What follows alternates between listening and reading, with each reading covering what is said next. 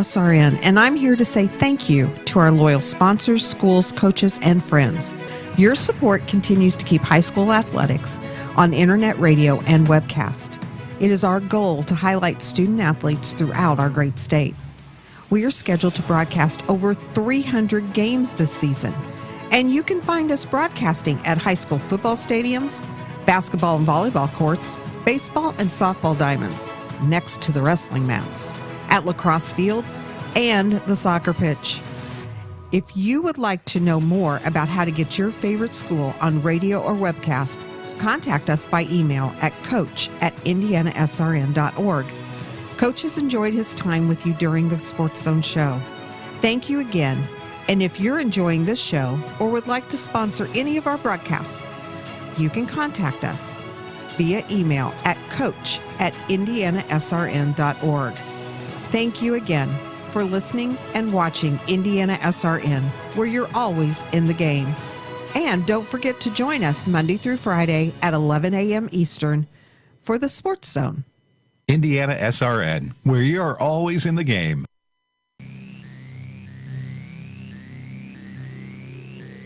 It's the Sportszone with Keith Myers and the Indiana SRN sports team, made possible by Morales Group, College Hunks and Movers, the IHSAA, and Aspen Creek Grill.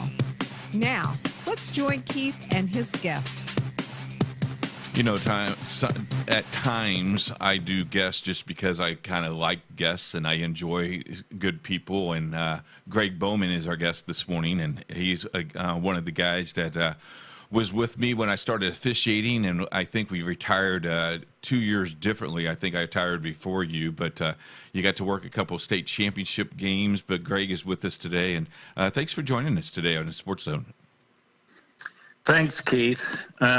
Good to talk to you. How have you been? Well, doing very, very well. Indiana SRN is blowing up, as you know. You check in on us occasionally, and Absolutely. We're doing really, really well. I kind of miss the games now. I think we're going to get back to normal hopefully sometime in July. But, things are going well, and the business is going well. God's blessed us, and the ministry absolutely is going well. That's awesome. I wanted to correct you from something you said at the beginning of the broadcast here, that I only worked one state championship game. So No, that's not true. You worked the Indiana High School Athletic Association, and then you worked the Indiana Christian Athletic Conference championship game. That was your second one. So no. All right. Well, I just wanted to make sure because I didn't want to be misleading out there. No, because I know who hired you for that state championship game. Yeah. In fact, I think I lost that game by 5. You still owe me for that game, but no. I probably do. You know, you look back now at when we officiated, things were a little bit different. I don't think they were as chaotic as they are now. I don't think the fans might have been a little bit what they are now, but we had control of that. Where's that been? Where's that that fine line when we officiated to now, because it's really hard to keep officials in our game, and not only in basketball and other sports? Well, Keith, it has changed. I mean, I started doing this in 1987 and of course retired in 2010. So, I mean, I've been out of it 10 years now, but I'm still very active in going to games and watching officials and everything. But I think the frustration today is, and I know that they're constantly trying to get new officials into the system. And I think, what happens is these kids that think they want to referee, they get into it.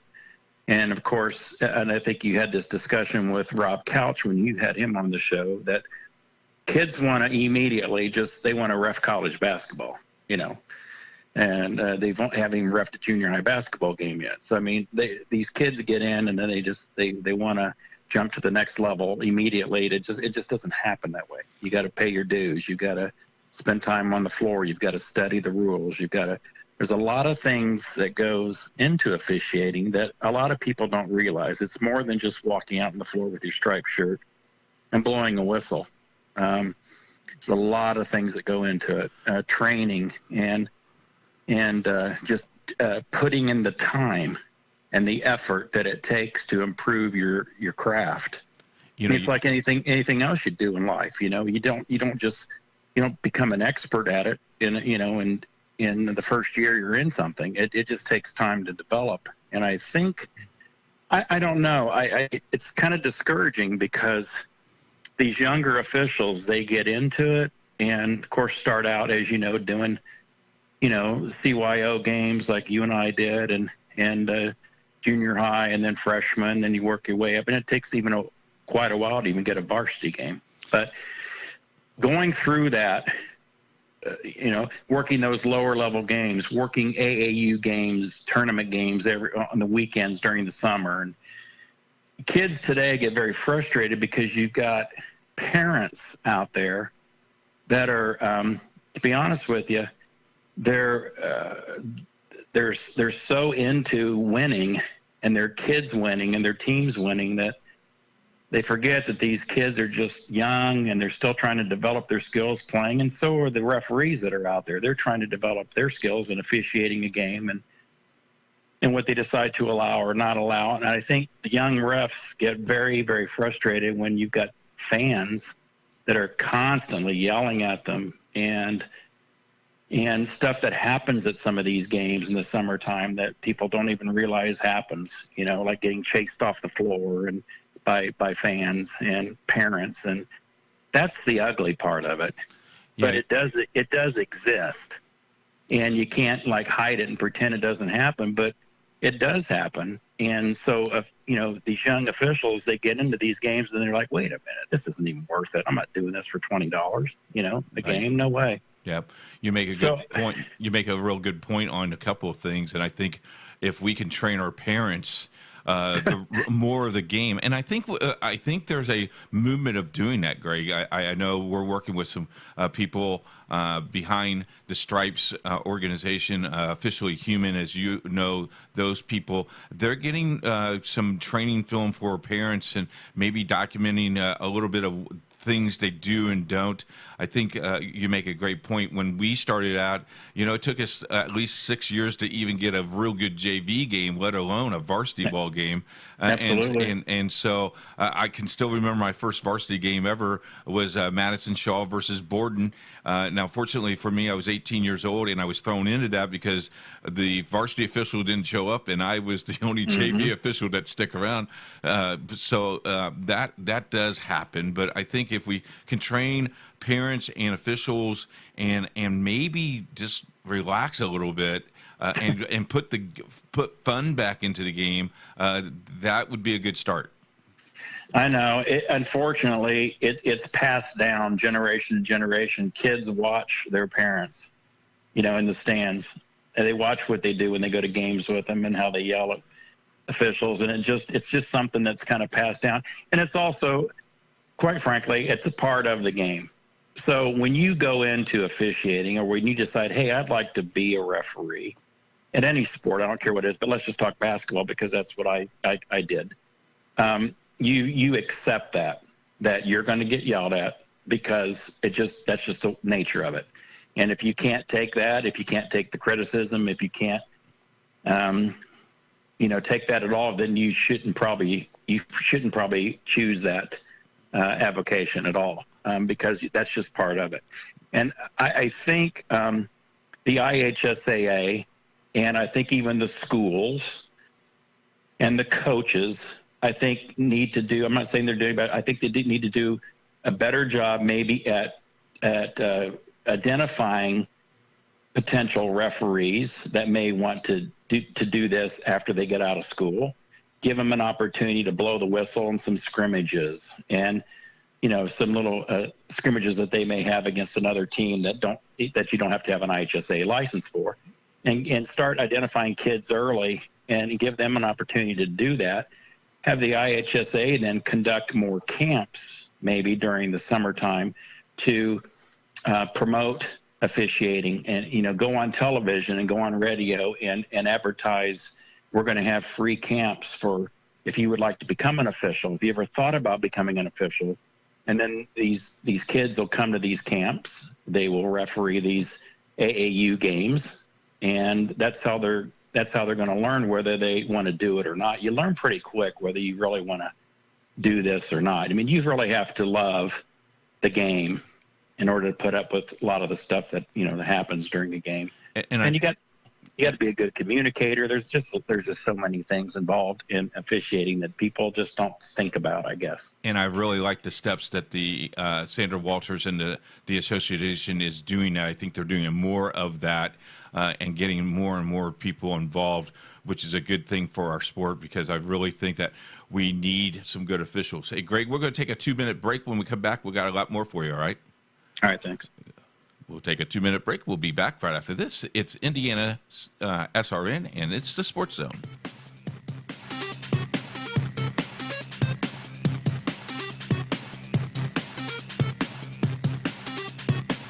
Becoming a licensed sports official is a great way to make a positive difference in the community and support the over 160,000 Indiana student athletes that participate across 21 IHSAA sports. Sports officiating allows you to stay connected to the game, become a role model for our young student athletes, earn extra money, and support the patrons and communities of our IHSAA member schools. To learn more about becoming a licensed IHSAA official, log on to ihsaa.org/officials today. It's been said the night is always darkest just before the dawn. Maybe you can relate right now. But make no mistake about it, a new day is dawning. Opportunity and promise are on the horizon for all of us. And just like in high school sports, we'll trust honesty, empathy, hard work, and humility to bring out the best in us and show us the way. The IHSAA will look for you at a high school game or meet very soon. It's coming. It's coming. IPSathletics.tv. High school sports on the World Wide Web. Every big game on IPSathletics.tv. Football, volleyball, basketball, and much more. Coming this fall, IPSathletics.tv. Let the games begin. Indiana SRN, where you're always in the game. Back on the Sports Zone. Thank you very much for joining us. Greg Bowman is with us. He's a longtime friend and officiating, and has his opinion about officiating, and I really kind of respect your outlook. And I know that you're during your retirement, as you said, 2010, you have still worked with officials and some of the associations. I know you've been involved in some of the things that we're trying to do to promote officials as well. And what would be the one key thing, Greg, that you would tell young officials that other than being patient and let the game come to them, what would be one more thing you would tell them? There's so many things, but one thing I would encourage the young officials to do is go to games, go and watch the officials that are reffing the game after them, the more experienced officials. Develop connections with those guys. And go watch them, and then go into the locker room with them at halftime or afterwards and talk about, the game and ask questions, and always try to improve. Anytime you have a chance, reffing a lower level game or whatever, take a tape with you or ask the school, would you mind making a copy of the game tape? Of my game here, and then I'll buy it, or you can give it to me or whatever after the game, or you can mail it to me, so I can watch myself and learn from every single game that I officiate, so I can improve. Watching yourself on video is very humbling, and if you do that when you're a young official, you'll see stuff that you're doing you don't even know you're doing. I saw stuff that I was doing. It was laughable. But sometimes you don't know you're doing it. And when you're young and you're trying to develop and you're trying to learn how to call the game and the mechanics and everything else involved in calling the game, it's very educational, and it really helps you. And it also shows that school and the other guys that you respect that are above you at this point with more experience, that you care about officiating and you want to get better and you want to improve. That says a lot to those guys, and it says a lot to the school. They say, oh, wow, this kid's really serious. And see, then they have maybe some input in getting you hired there. Say, you know what, I really like that Keith Myers guy. He was really good. He asked for a copy of the game tape. He was a nice kid, showed up on time, treated our kids fairly, and he wants to improve. He wants a game tape here. I just think it's important to immerse yourself in the game and act like you really care about it. One thing that really frustrates me, and has frustrated me for so many years, is that I used to do games at these field houses, that you see all around town where they host these tournaments. And it's pretty much all year round. And you can go in there on a Saturday and sit there and watch games, and you'll watch officials, so all kinds of officials, because all officials have all kinds of personalities. But there's all kinds of reasons why an official does officiating. But you can sit and pinpoint every official that is in there just to make money, and that's it. You can tell that they're not running up and down the floor. They're just walking. They're not engaged in the game. They're not in there helping the kids and hustling. You can always tell. If I was running like one of these field houses or whatever, I would be very adamant with the officials that I hire and say, you're going to come in here, you're going to bust your butt for these young kids.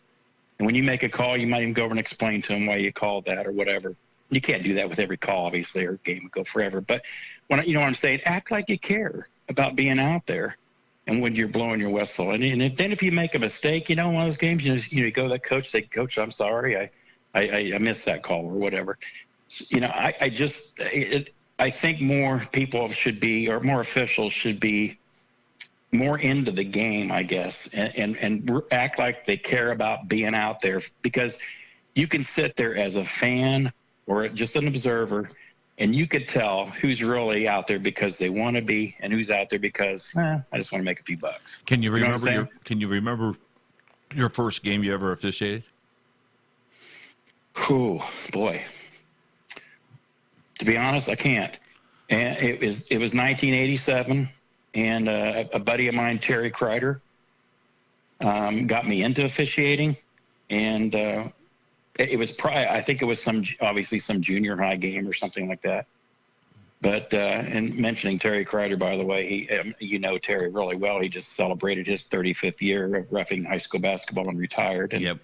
What an accomplishment. That was great. He kind of went on his farewell tour last year and had a blast and a ball. But Terry and I grew up together, and he's the one that got me into it. And I was a former player in high school and was pretty decent, but in college I was terrible. But I loved the game so much.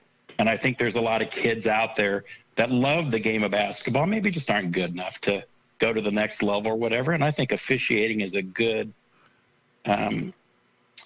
avenue for them to stay in the game. And that's why I did it. And there are a lot of basketball refs that have played basketball, and I think that's important too, because you do understand the game, and I think it can make you a better overall better referee.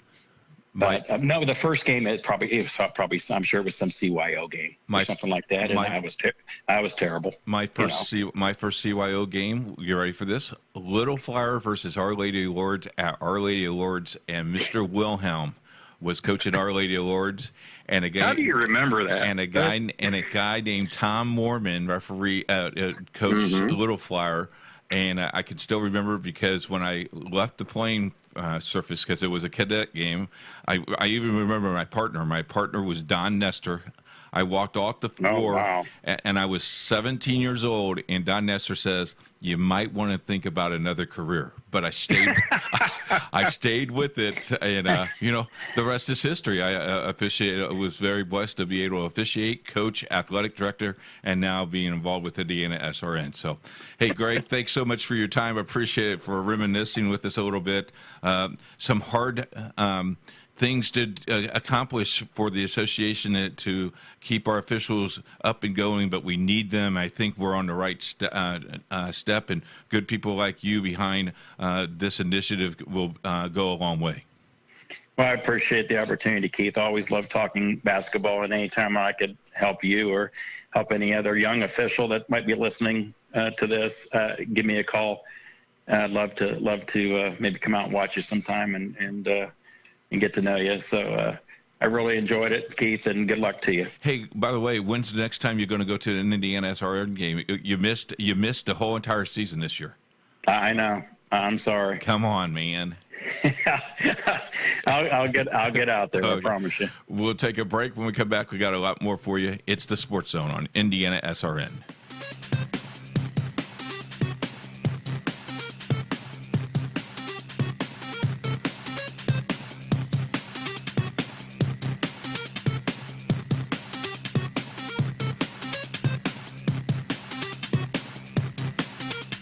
Hey, everybody, it's Coach from Indiana SRN. Don't forget to listen to Sportszone every day right here, 11 to 12 noon Eastern. Indiana SRN, where you're always in the game.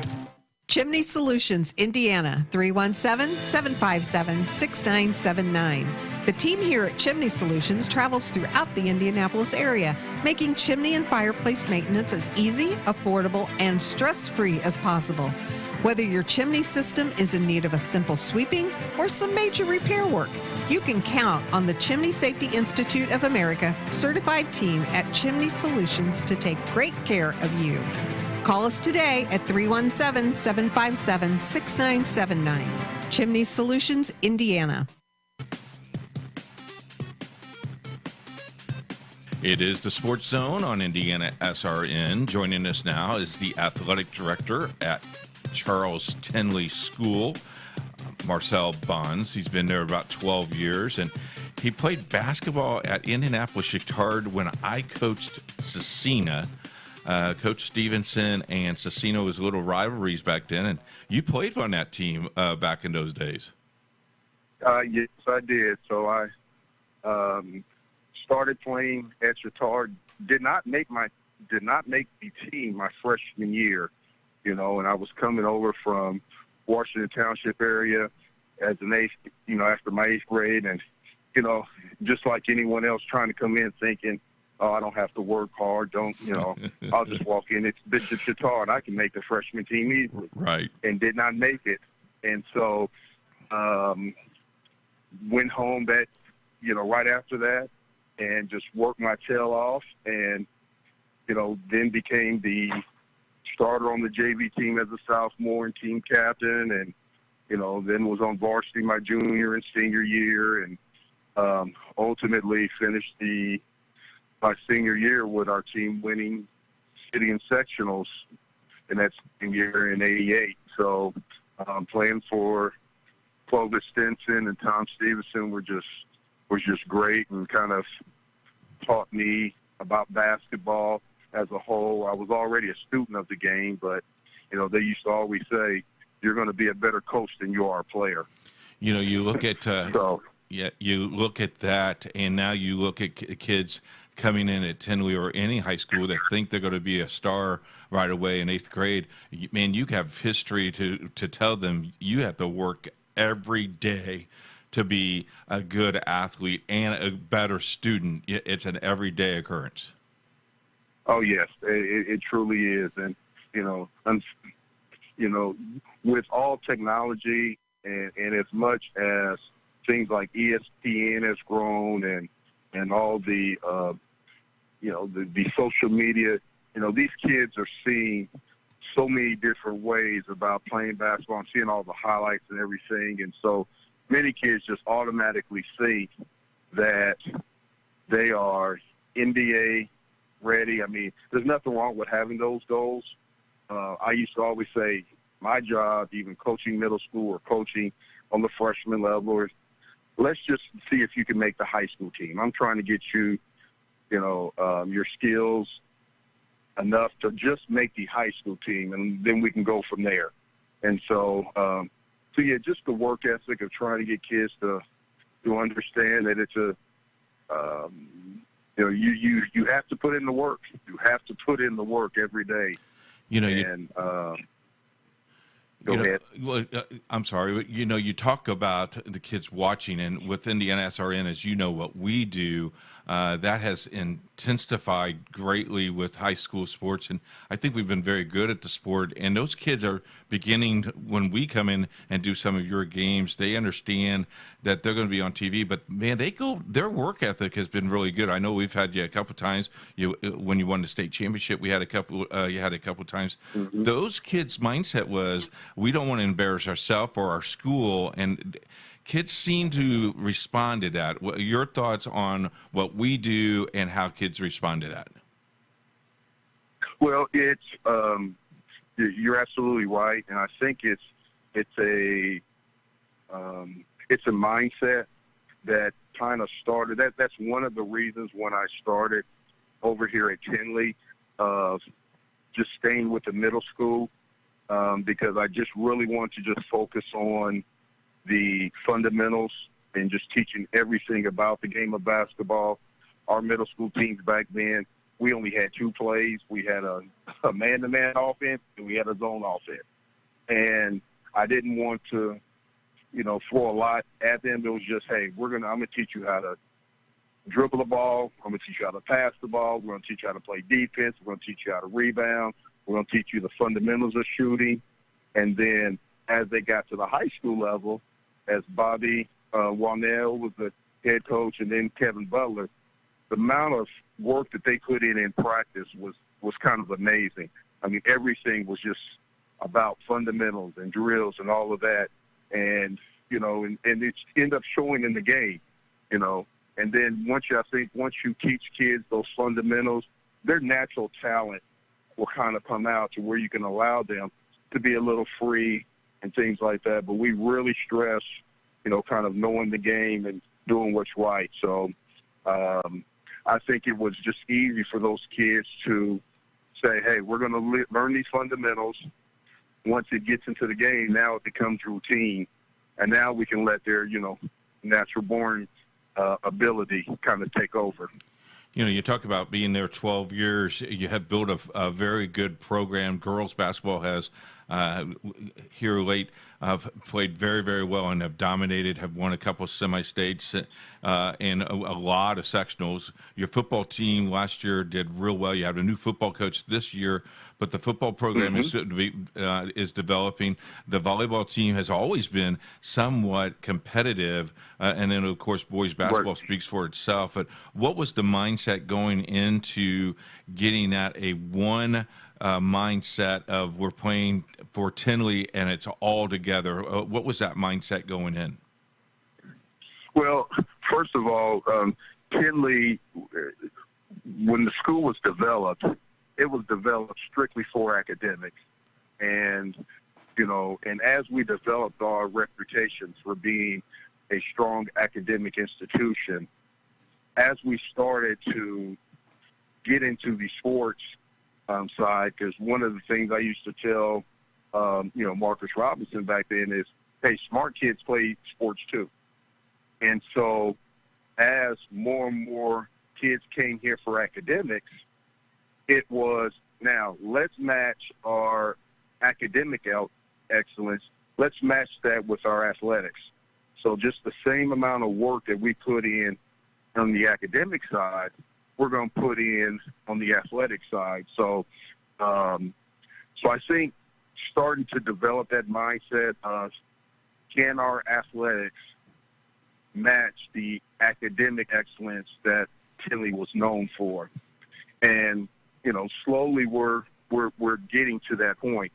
Basketball naturally took the first steps, because back when we first became IHSA eligible, those were the only two sports we had, was boys basketball and girls basketball.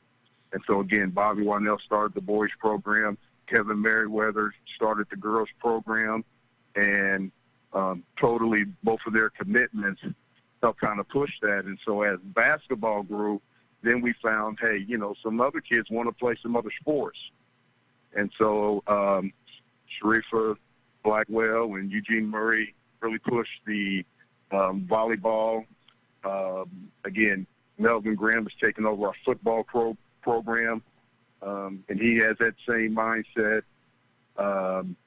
Beatrice Beverly, who runs our track program.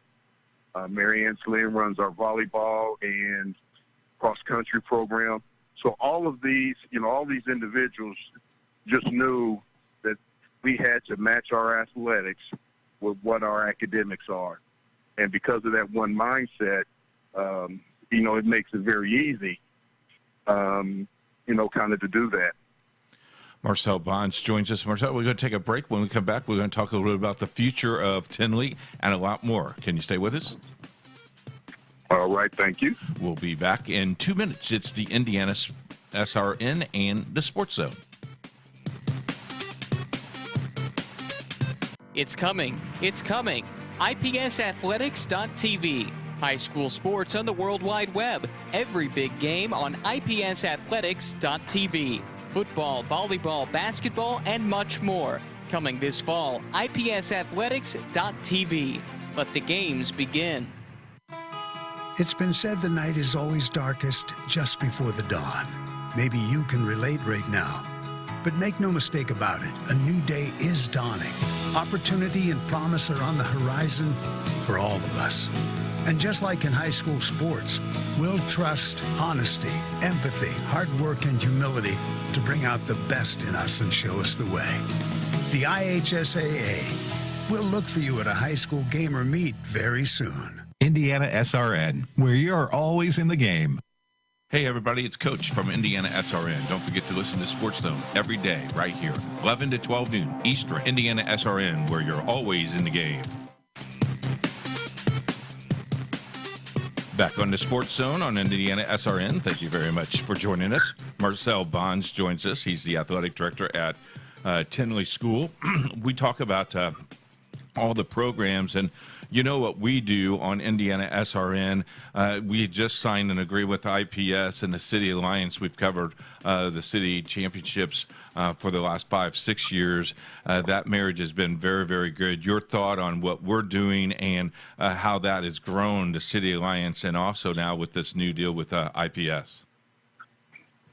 Well, we're extremely excited, because it gives the opportunity for some of our schools who doesn't get, some of the schools in our City Alliance doesn't get the notoriety, does not get the kind of the publicity that, some of our larger schools do. And for a school like us, being a 1A program, this is, we're ecstatic. I think we are the only 1A program within the City Alliance, 1A school. And so having the opportunity to have some of our games be broadcast and not be a tournament game, just, those opportunities are just great to get some of our kids kind of noticed.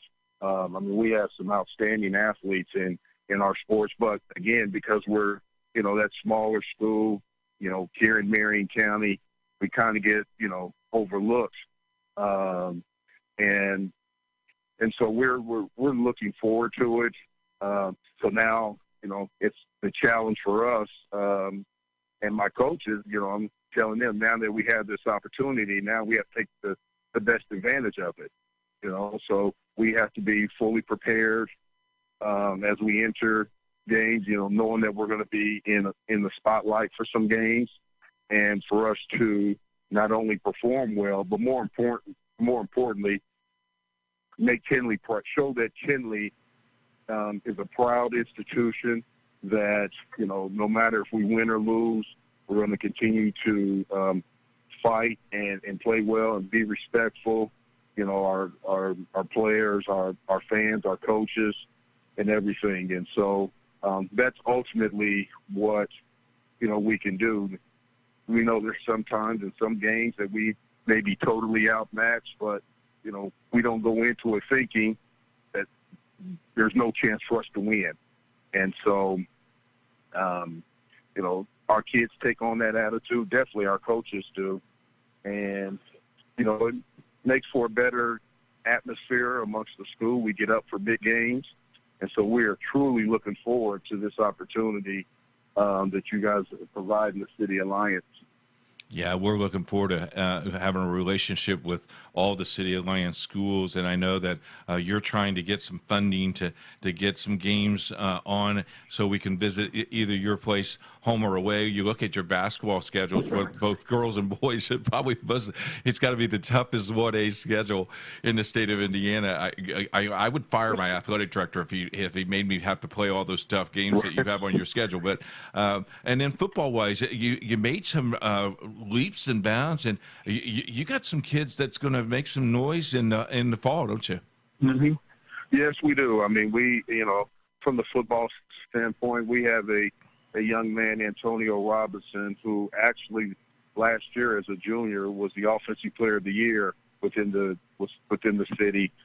And this is a kid who, no matter what position we put him at, he's going to excel. And so, he is probably the first football player that's come through our program who legitimately has that D1 talent, and can, you put him, no matter where you put him at, what program, he's as hard as he works, he will make the team. We got a couple other young men, a couple other linemen, Joe Phillips and Joseph Glenn, who also has the potential to be D1, prospects. So, our football program is really, going to be on the rise again. Melvin Graham will be taking over the program this year and has a lot of good ideas, and his energy, for us to kind of expand our program. Again, a small school, we only, I think last year for sectionals was the most we ever dressed for a football sectional, and we dressed 28 players. In some of those early years, there was times we played games with 15 and 16. Yes. So the fact of us, coming up and, our numbers are improving, kids are working hard. So we're truly excited at what we have going forward. Hey, I really appreciate your time this morning. You getting up early and doing the interview with us. I appreciate it. If there's anything we can do, please let us know, and we'll talk again. And thanks for spending some time with us. Well, thank you so much for the opportunity, and hopefully, you, your family, and all your coworkers are staying safe and healthy, and hopefully we'll get through all of this and get back to some normalcy and have some athletics for these high school kids. You bet. And we'll take a break. When we come back, a lot more for you on Indiana SRN and the Sportszone.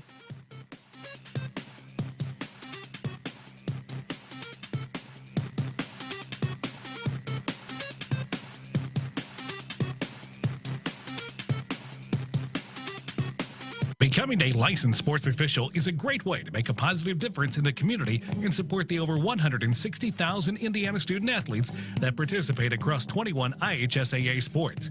Sports officiating allows you to stay connected to the game, become a role model for our young student athletes, earn extra money, and support the patrons and communities of our IHSAA member schools.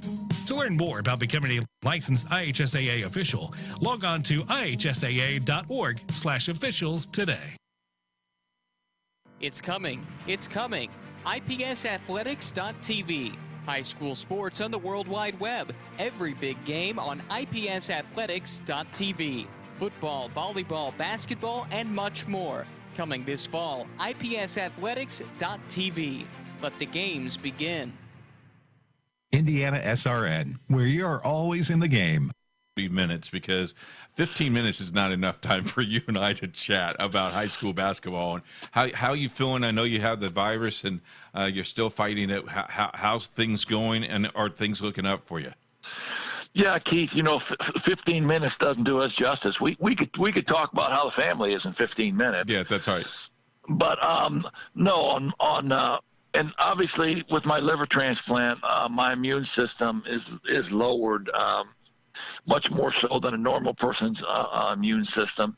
And so I was at a high risk for getting the coronavirus. And I did get it. I took a test on March 26th. I was confirmed positive on maybe April 4th, and I've had it ever since. The symptoms that I've shown are a cold, and just last week I had the coronavirus rash. Now, obviously, everybody knows that if you do test positive, you have to go through a 14-day period. If you're not showing symptoms, then at the end of 14 days, and you can get another test. And I went through that procedure for 2 weeks with tests coming up inconclusive, which means you still have a part of the virus in your system.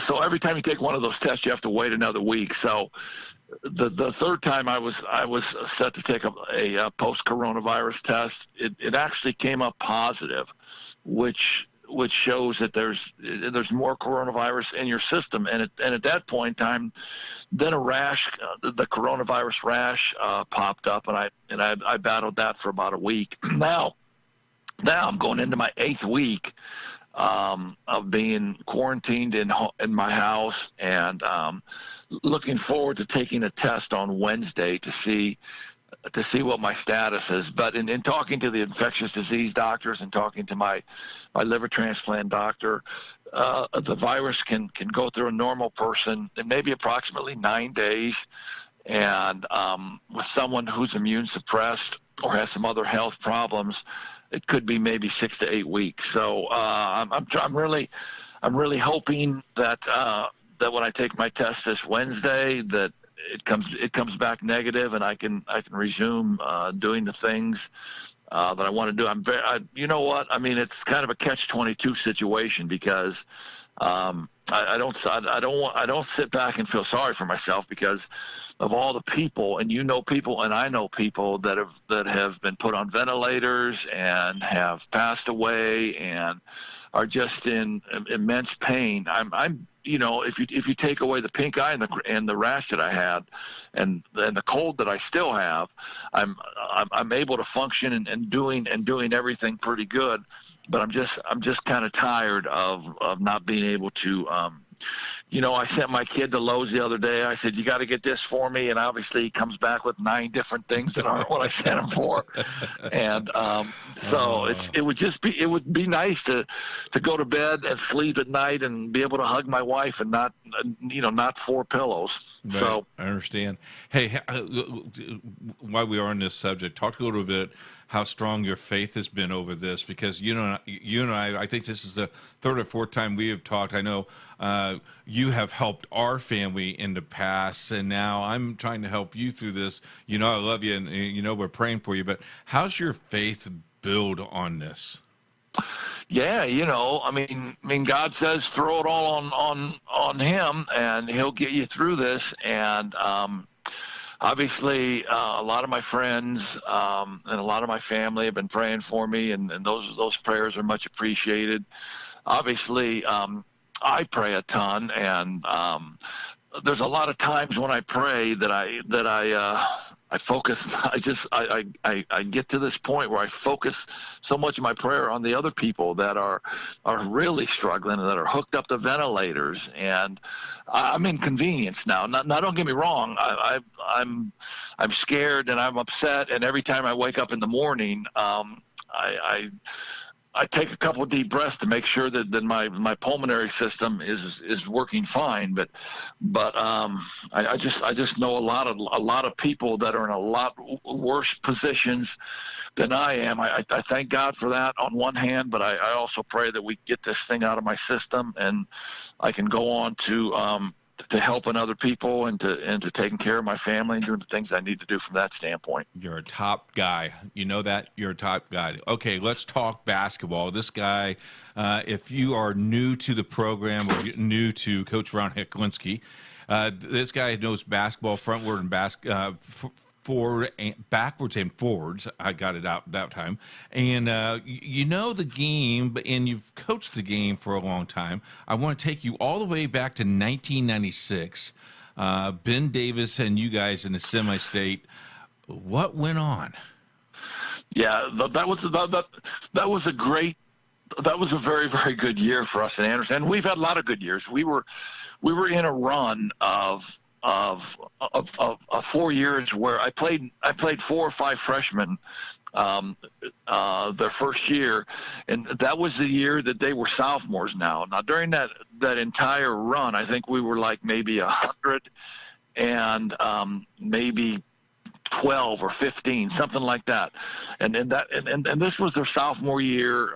We played Shelbyville. John, and you talk about great coaches, man. Come on, John Heaton was one of the best. Yes, sir. And that gym they had at Shelbyville, and we played them in the morning game of the Hinkle Fieldhouse semi-state and beat them, and then we had to play Ben Davis, Steve Whitty, who's a really good friend of mine. Steve is he was a great basketball coach. His teams were well prepared.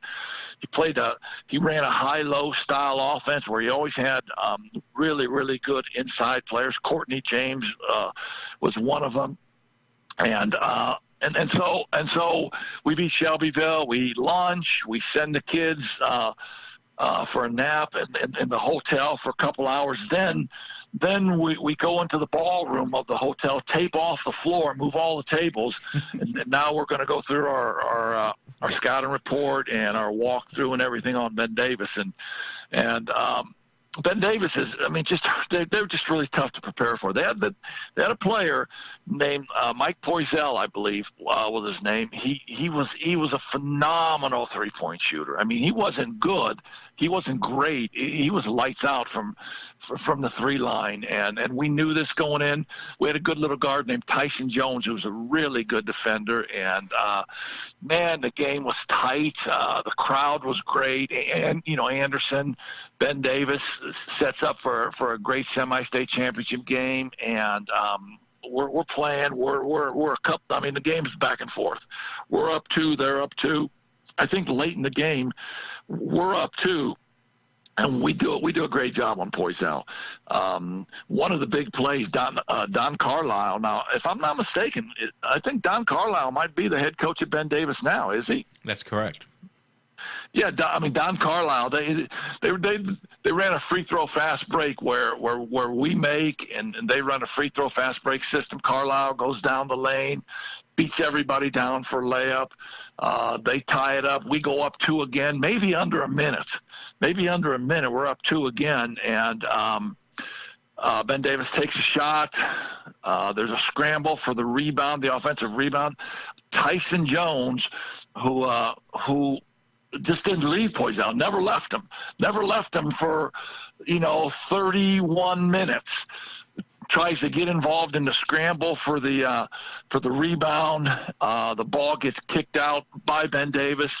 Poisel's open, and it's not even a 3, it's a deep 3, and he nails it, gives them the lead late, and they go on then to finish out the game and win the Hinkle semi-state, which puts them into the Final Four then. Yeah, and then they beat New Albany in the state championship game in a double overtime. So interesting game. I got another one I want you to talk a little bit about. 1997, you was not involved in this one, but Bloomington North and Tom Kinney, that ball club was 28-1. That's probably the best Bloomington North team they had in a long, long time. I know you know Coach McKinney very well. Talk about that a little bit if you can. Well, yeah, they were 28-1. And I can tell you this: in 1997-98, DeMatha was 33-1. The national championship, and we were the only team to beat DeMatha. The year Bloomington North won it, they were 28-1, and we were the only team to beat Bloomington North. Tom McKinney was a really, really good friend of mine. Is a really good friend of mine. I was the head coach at Edgewood and Bloomington when Tom came and became the head coach at Bloomington North, and we had some really good battles. He is just a very, very meticulous coach. And I believe he had to play Kokomo maybe in the afternoon game of that state championship. And I think he played Delta. He played Delta in the championship game. Paul Keller was the head coach at Delta. Delta had beat us in the regional. played really, really well. So we were talking about the Kokomo game. Tom called me. We were talking about how to beat Kokomo, and I told him, and you know this as well as anybody. You know Basil Malby. You know, in Kokomo they called it Basil ball. I never was sure that it was called Basil ball because of how patient they were on offense. They would run some four corner. They would take time off the clock before they shot. I always thought they called it Basil ball because they played great zone. They played a 2-3 zone. Their coverages were outstanding, and you could make 15 or 16 passes and still get the same shot that you were going to make after 3 passes. They were great. So one of the things that we always did against Kokomo is make sure that we didn't make 14 or 15 passes. We took a shot after 3 or 4, and then went and crashed the offensive boards. If we missed 20 shots, we were going to get 10 offensive rebounds and score on those putbacks. That's exactly what I told Tom. I said, Tom, you're not going to get a better shot. I mean, you think you're going to get a better shot after 15 passes, and that's not going to happen. Take a shot, get a good look, take it, and then use your powerful front line and go crash and get offensive rebounds. And that's what he did. They beat Kokomo, I believe, in the first game, and then Paul Keller had a really good team at Delta.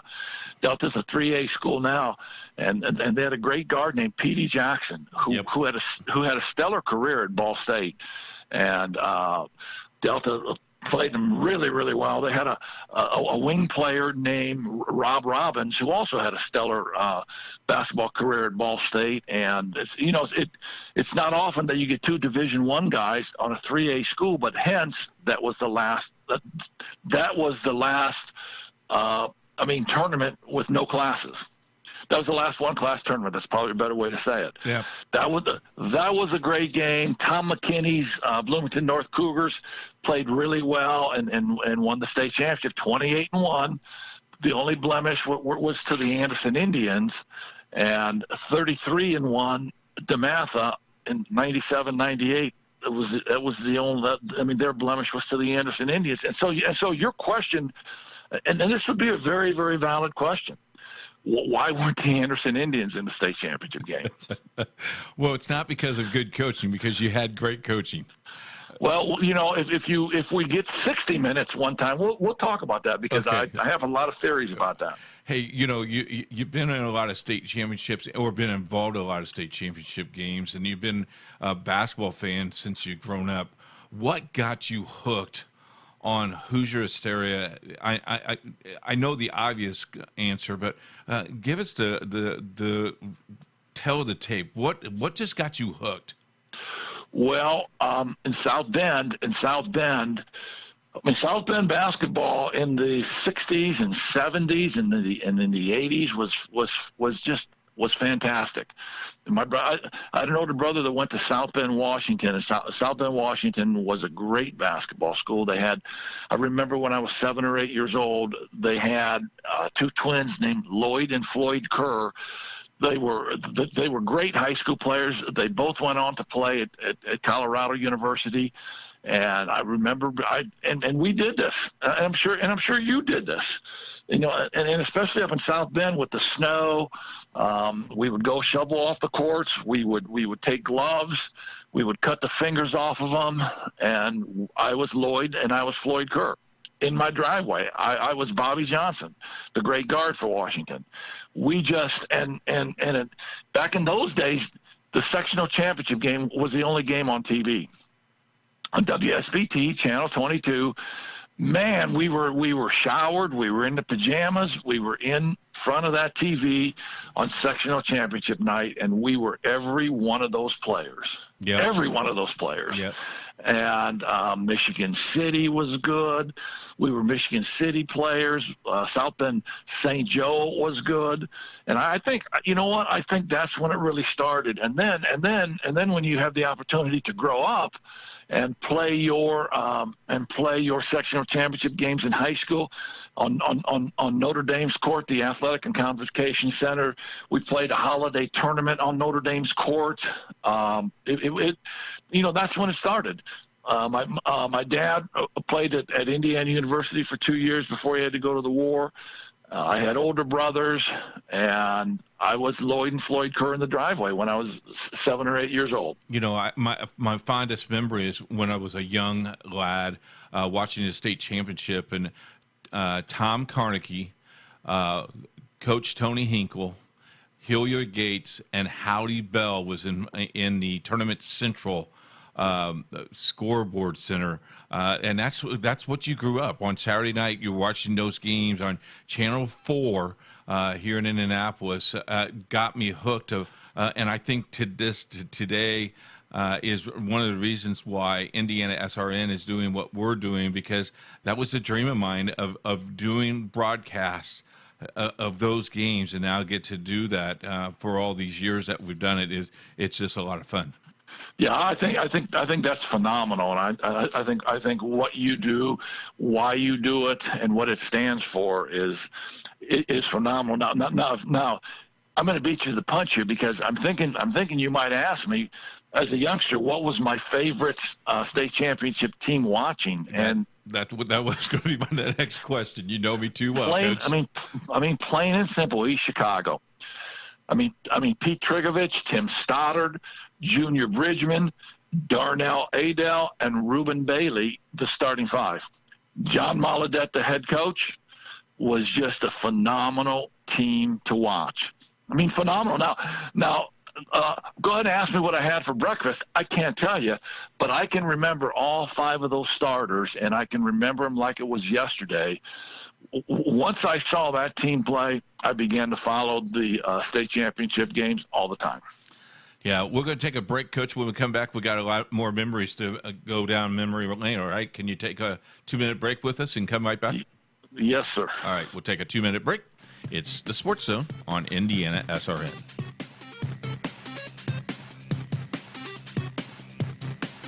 It's coming. It's coming. IPSathletics.tv. High school sports on the World Wide Web. Every big game on IPSathletics.tv. Football, volleyball, basketball, and much more. Coming this fall, IPSathletics.tv. It's been said the night is always darkest just before the dawn. Maybe you can relate right now. But make no mistake about it, a new day is dawning. Opportunity and promise are on the horizon for all of us. And just like in high school sports, we'll trust honesty, empathy, hard work, and humility to bring out the best in us and show us the way. We'll look for you at a high school game or meet very soon. Becoming a licensed sports official is a great way to make a positive difference in the community and support the over 160,000 Indiana student athletes that participate across 21 IHSAA sports. Sports officiating allows you to stay connected to the game, become a role model for our young student athletes, earn extra money, and support the patrons and communities of our IHSAA member schools. To learn more about becoming a licensed IHSAA official, log on to ihsaa.org/officials today. Indiana SRN, where you're always in the game.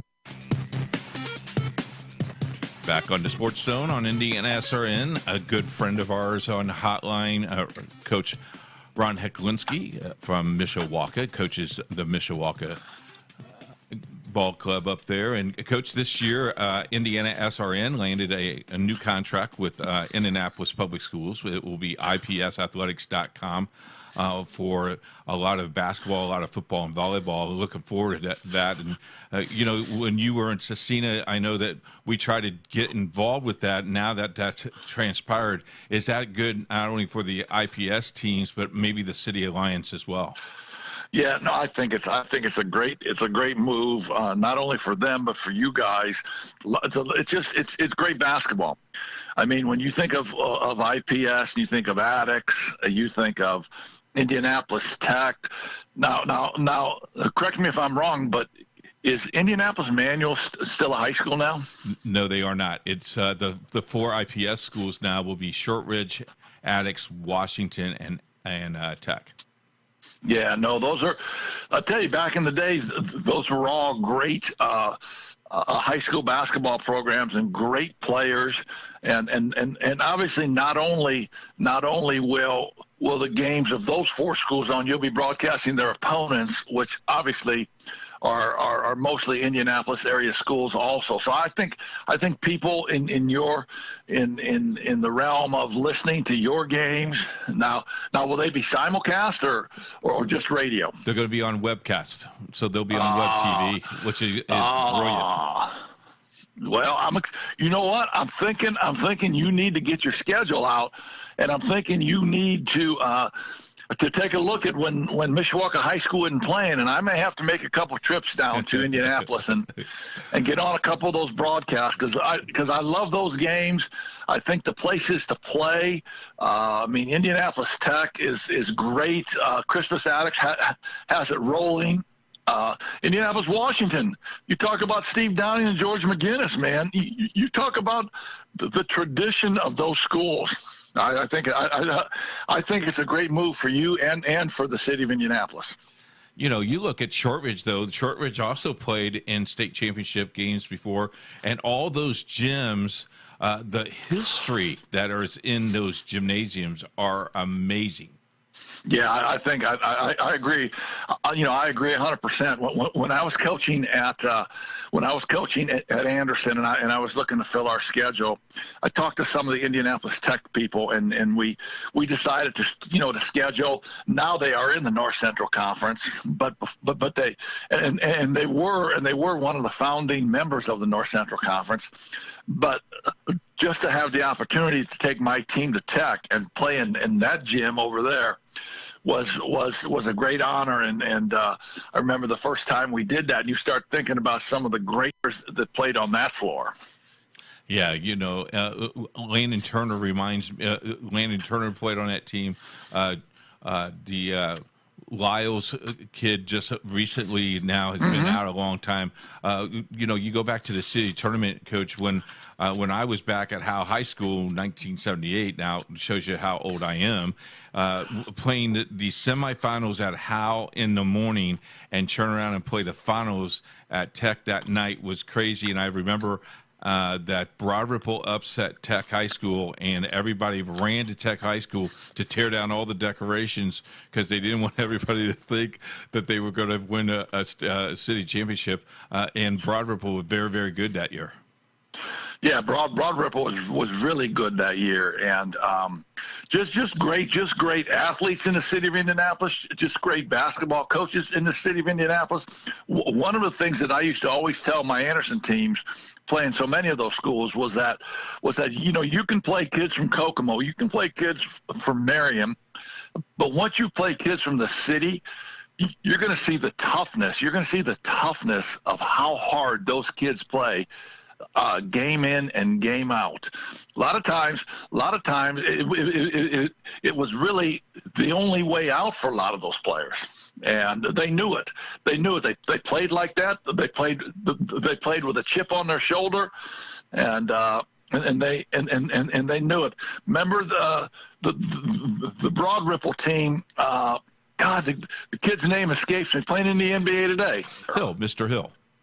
Yes. We're playing at Broad Ripple. They have, everybody fouls out for them. They only have 4 players left, which I knew, midway through the fourth quarter, some coaches would say, man, that's great. But midway through the fourth quarter, I'm thinking that isn't good because George Hill's going to take every shot now. He ain't never passing the ball, man. and they beat us with 4. Just great stories of Indianapolis basketball. That's been 30 minutes, Coach. I got to let you go. I appreciate you, and we'll have to do this again. Well, it's a good thing you let me go because my wife just brought my lunch into my room. All right. So I'm getting ready to chow down. I would be remiss if I wouldn't mention one of the coaches that lost their lives to the coronavirus. Ed Siegel, the longtime coach at Pike, was a great friend of mine, was a great ambassador for Indiana high school basketball. When Ed retired, any big game that was being played in the state that night, you would see Ed Siegel at the game. And he was on the committee for choosing the teams over at Newcastle for the Hall of Fame. My Anderson teams were able to play in that twice. Ed Siegel was a great mentor to young people, great high school basketball coach, and a great personal friend of mine. And Ed did pass away of the coronavirus, I'd say about a month ago. Coach, I thank you very much for your time. We'll do this again, all right? You're the best, man. Right. Say hi to your wife for me. I will. Thank you so much. Bye. And that wraps it up for us today. Thank you very much for joining us. If you would like to join us tomorrow, please do. Same time, 11 a.m. to 12 noon Eastern, right here on Indiana SRN. Well, before we end the Sports Zone, it is time to check in with Aaron Ferguson, who is, it's the Elite Eight is set, I think. Aren't they, Aaron? Yeah, we're good to go. The Elite Eight's going to drop later today. I cannot wait. Indianapolis Chittard, one of the Central Indiana teams that are still in the Elite Eight, along with Kokomo. Some great voting, though, this time around for the Helmet Challenge. Yeah, it was crazy. There were 3 matchups with over 1,000 votes, which the previous high was 862 set in the second round. So teams are really picking it up. They're catching wind of it here down the stretch, and they want to see their schools and their helmets come out on top. When does the Elite Eight voting start?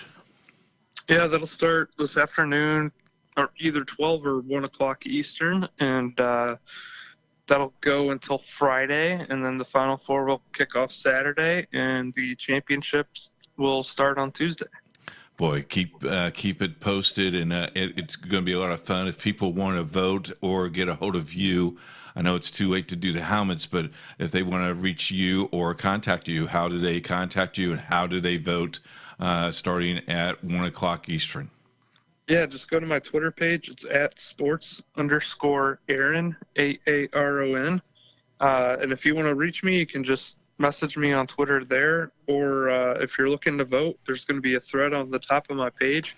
You just scroll down, you can look at the helmets, and then the tweet right below the helmets is going to have a poll, and you just click on whichever team you think has the better helmet. It all started with over 80 helmets. You're down to the Elite Eight. It's picked up momentum. You talked about all these votes and thousands of people voting on just for one of the helmets. How many total votes have you counted? How many total votes? Got to be close to 1 million, right? Yeah, we're certainly climbing. I haven't counted the total yet. I'm kind of saving that for later to see how many people we reach, but it's climbed every round, and it's been exciting to watch, and some of these battles are going back and forth to the final buzzer. So people are into it, people are rallying the troops just like you would in the fourth quarter 2-minute drill on the football field, and it's been fun just to watch and see the support for the different schools. And the one thing that's really surprising you is the 1A school who has really captured the heart of not only Central Indiana, but the whole entire state. West Washington's helmet has really taken off and really looks like that could be the front runner to win this thing. Yeah, when they first submitted their helmet, I was like, wow. I had no idea anything about the school until I looked them up, and I was like, that helmet could win.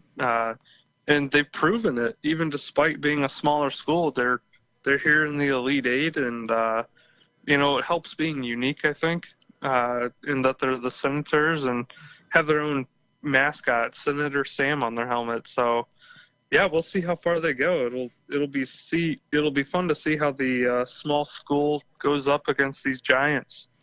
And Central Indiana, now it's up to you to get Chittard pushed past all these people. As Chittard is one of our schools, we're cheering for them. They have made some comebacks, and boy, they want a squeaker to get into the Elite Eight. Yeah, just 4 points over East Noble, and that was one of those matchups that was back and forth. I know East Noble had a huge lead, and then Chittard kind of took over for a while, and then Noble climbed back in it, and in total, 1,001 votes were cast, and that's one of 3 matchups that reached the 1,000 point, here in the Sweet 16, which was really cool to see. And it just teaches you every vote counts. So don't think your vote doesn't count. Go out there and vote. And again, it starts at 1 o'clock Eastern. And one more time, your Twitter account and where do they vote? Yep, my Twitter account is at sports_Aaron, AARON. And there's just going to be a thread at the top of my profile page.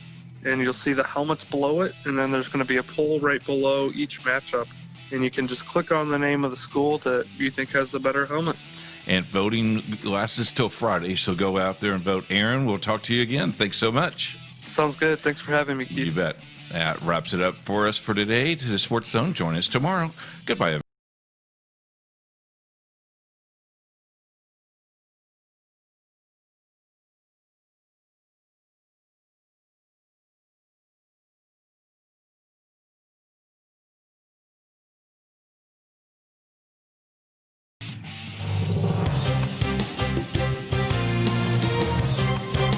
You're listening to IndianaSRN.org.